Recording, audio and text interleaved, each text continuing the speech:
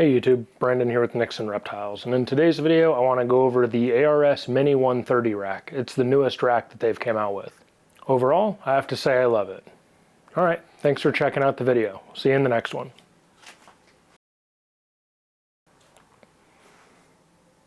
Oh, you're still here? You want to know about the rack? Alright, let's get into it.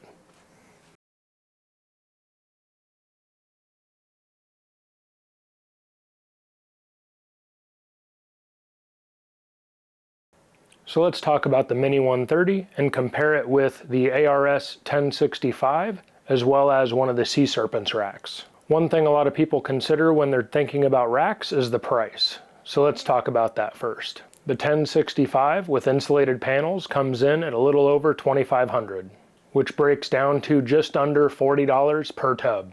The Mini 130 comes in at $2,500 with insulated panels. However, you're getting 130 slots, which breaks down to $19.23 per slot. So just a hair over $19 per slot, which makes it about half the cost per slot than the ARS 1065. So a lot of people consider using PVC racks for their animals. Sea Serpents makes a hatchling rack with 36 slots using one of the Vision tubs, which is going to be about the same size as the 10 series tub.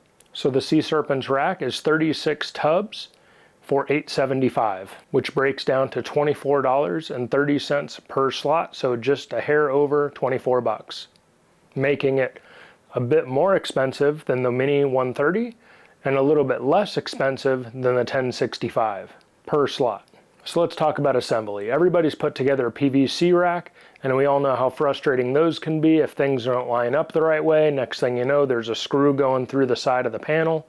Those can be frustrating.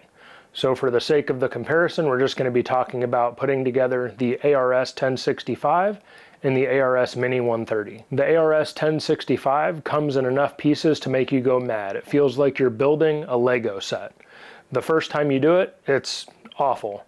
After that, they usually get a little bit easier. Meanwhile, the ARS Mini 130 was an absolute dream to put together. The thing that makes the ARS Mini 130 such a dream is instead of piecing together each individual rail and each individual topper, it actually just comes in two chunks that are attached by, I don't know, 6 or 8 screws or something, and then it's entirely done.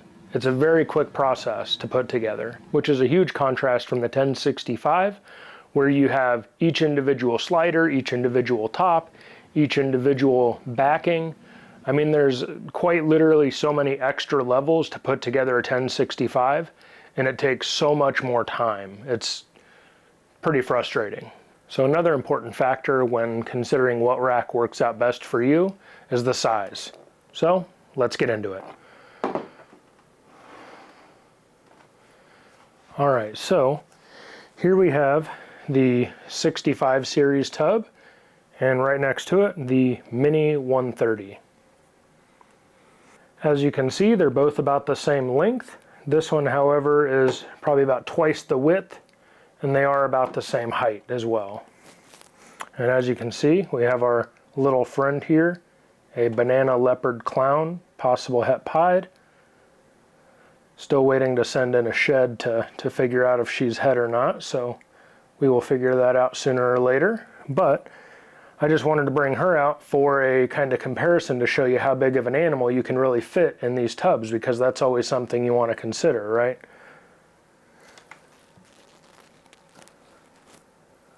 So let's see. She is 222 grams. So you can see she has a good amount of space in there. And then if you move her into here, I would say still a pretty decent amount of space. Could she use more? Maybe. Sure, why not? However, a lot of ball pythons definitely like tight, cozy spots. Could something a little bit bigger get in here? Probably. But overall, this animal could do good in here for a pretty decent while without any problems.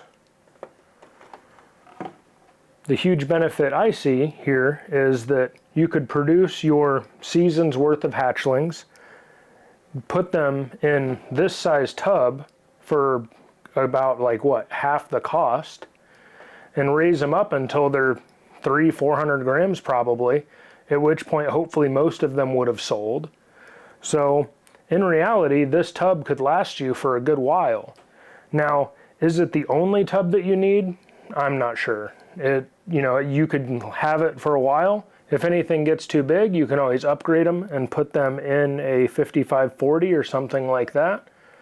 But I think at the end of the day, this tub and the Mini 130 rack would be a good rack for you to have overall for a large group of hatchlings. And then it would also be quite handy to have a rack or two or whatever your collection needs of the 1065, just so when those hatchlings or those holdbacks grow up, they can go into a tub that's a little bit bigger without putting them into a 5540 or something and causing them to go off of food. So just for comparison's sake, I grabbed a hatchling that's a little bit older. This is one of the Sunset holdbacks that we have. And I'm going to see how big she is. She's weighing in at 345 grams. So she's 120 something grams bigger. So this is the current tub that she's in. And as you can see, plenty of room to move around. And then in here, honestly, not too bad. Decent amount of space, enough room to be able to wrap up her meal, so on and so forth. So would I keep them in here to this size? Maybe not, but overall they could be fine in there for a little bit if you're tight on space.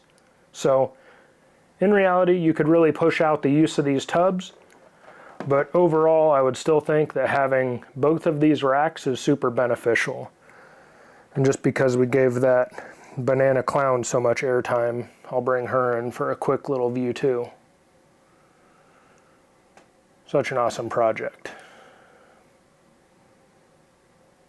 Cannot wait to make more stuff with these. So what are your thoughts on the rack? Are you going to get one? Check out the link in the description to view our Morph Market and to find something for a new or existing project, as well as our Instagram. Thanks for watching, and we'll see you in the next one.